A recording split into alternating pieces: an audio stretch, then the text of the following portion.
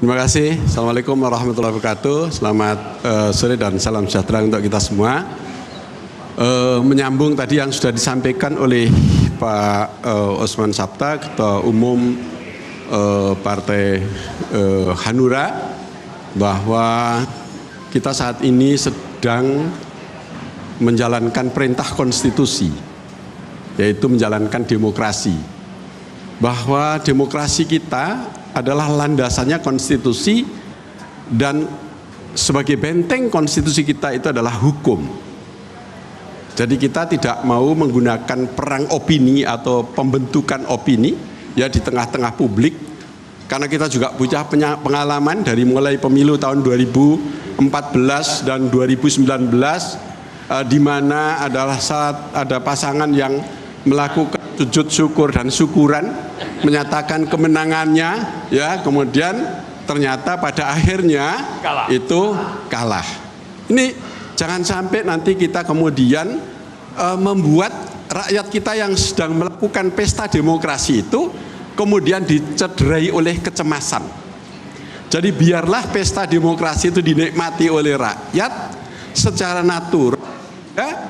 Rakyat yang sedang berdaulat menggunakan senjata kekuasaannya tiap sekali itu betul-betul bisa ia nikmati. Biarlah rakyat yang berdaulat untuk menjalankan demokrasi ini. Kita semua adalah menghantarkan rakyat, karena rakyatlah yang pegang hak kedaulatan rakyat itu. Nah, selanjutnya, jikalau kemudian ada dari unsur pembentukan opini itu telah terdesain sebuah kecurangan misalnya, untuk melegitimasi desain rencana kecurangan itu kemudian akan terlegitimasi dengan membangun opini-opini itu, kita juga tidak kalah penting untuk menyoroti bahwa dalam pelaksanaan pemilu ini ada mekanisme yang sesungguhnya transparan. Di antaranya adalah setiap di TPS itu ada C1 plano secara manual. Ini yang sedang kita tunggu. Nah, masing-masing partai politik seperti di PDIP, P3, Hanura, dan Perindo memiliki pusat tabulasi nasional yang setiap TPS, berita acara hasil penghitungan suara yang ditandatangani oleh semua partai politik peserta pemilu itu, lalu secara manualnya itu sementara difoto, dikirim ke pusat tabulasi, dan setelah kumpul maka nanti C1 aslinya akan dikirimkan ke pusat itu sebagai benteng hukum untuk mengawal demokrasi yang jujur, adil, dan transparan. Jadi bukan kita saling ngeklaim kita 10% itu adalah bukan.